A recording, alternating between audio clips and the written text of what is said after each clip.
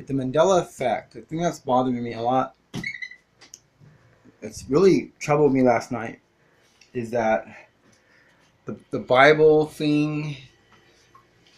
Someone actually made a comment that there's no timeline, that you're constantly in the present. There's no past, there's no future. Well, I would agree with that, except that we have evidence of a past and we have hopes of a future. I don't live physically in the past, but you can mentally live in the past and you can see physically evidence of the past. Let me see. You have to go with evidence on some things and conviction in the chest on other things. The truth is in the chest. When you pray to God, ask for the Holy Spirit, you'll get the conviction in the chest area. That's what happened for me. This is like example. This picture here. It's in the past. Someone drew this picture. They're not in the room with me. They're no longer here. But it's evidence of creation. Someone created this from the past because here it is in the present, and the person that painted it is no longer with the picture. There's a past. There are timelines, and we're from a different timeline, and that's the reason why is because the majority of everybody remembers things the way they are. That's why people are not freaking out. That's why the Mandela effect, the majority of the videos, is talking about the stuff that we remember, the changes, like Captain Crunch, Kennedy with 4 people in the car, our rib cage, our skulls. Oh, there's other ones. I know some other ones. But the thing is that what they don't want you to know is that the world is being ran by Luciferians or satanic symbols all over the place. Everywhere you look. They didn't show up until the 70s, the 50s. Now, in the 30s and 40s is when people started reporting gray alien abductions all around the world. And I can go into a long story about all of this. Crossbreeding, missing children, the symbols popping up at the same time, the children were disappearing, and now they're reappearing. The people that were disappeared, like the kids, the hybrids, they're all over the place now. They're reptilian hybrids. They were crossbreeding humans with fallen angels. I know for a fact from my own experience, because I'll go there later on, but the point is that what you need to know is you have 2 frequencies, and you can find this out from scientists. You have a frequency in your head that goes up, and you have a frequency in your chest wave that goes sideways. There's a German doctor that talks about the black goo. Google the black goo, you'll find a German scientist. He talks about empathy and no empathy. There's a black goo that has empathy, and there's a black goo that doesn't have empathy. The scientists that are evil, that are doing horrible harmonic stuff to us, harmonics, they figured out the frequency from your neck up. It goes up like this. They're able to put suggestions in your head. They're able to read some thoughts. They can't really hack into your brain without wires. They can scrape off some thoughts from far away, like a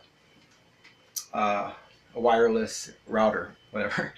But there's a frequency in your chest that goes sideways. That's why when you pray to God, you want to, and you pray to God, you'll feel its love. It's in your chest area. You'll feel it. When you reach out to God, you're more in your chest area. That's where I'm at, anyways. God has saved me. I was being attacked by a light demon on this ceiling right here 18 years ago. I cried out for Christ. I have stories of this on previous videos, and these orbs showed up. White balls, they circled the room filled up with amazing love. Amazing love.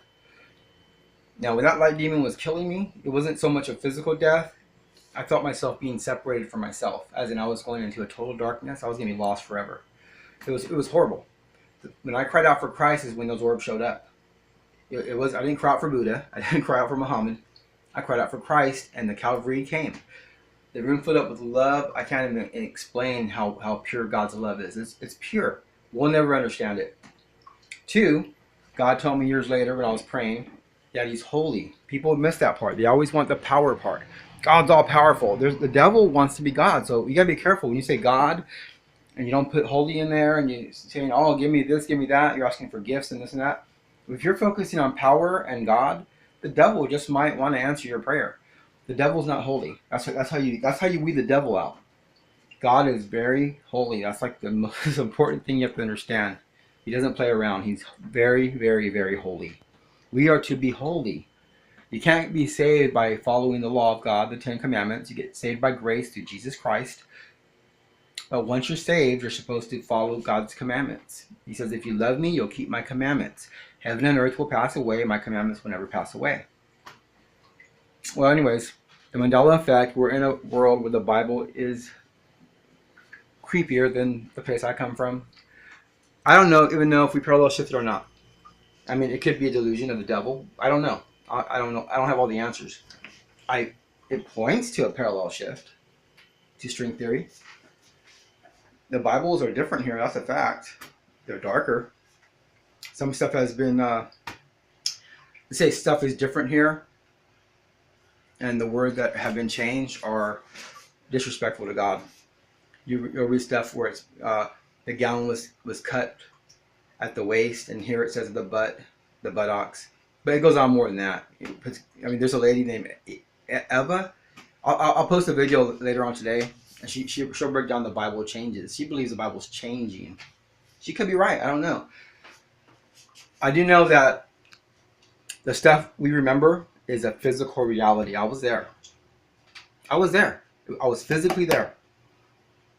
And people remember something different. I believe they were physically there. There you go. I don't know what's really happening with the Mandela effect. I just point to string theory. It points to string theory. But I know there's a Jesus Christ. He saved me from a light demon. I know that much. I know that he loves us more than we could ever understand, and he's holy. So the Bible being changed, which you have to hang on to, in my opinion, is the fact that you got the Ten Commandments. Write those laws in your heart. God said, write my laws in your heart.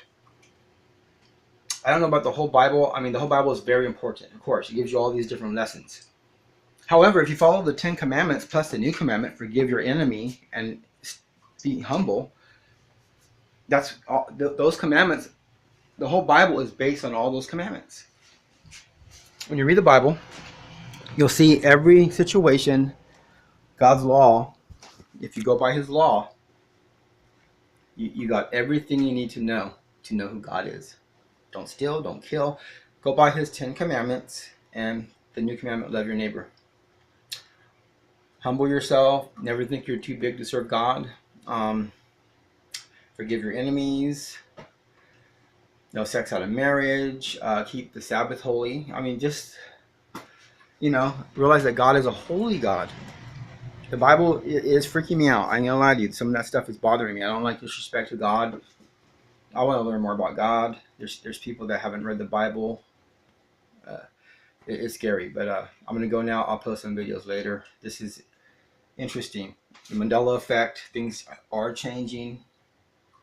At least where I'm from. I don't know if I'm in the same place and they're shifting together, but there's realities that are in the same reality now. We have different memories. People here have one set of memories, and there's other people that have other sets of memories. And I know God is real. I know for a fact he is real. And I know that there's a reptilian race and that they're going to be judged if they continue doing evil.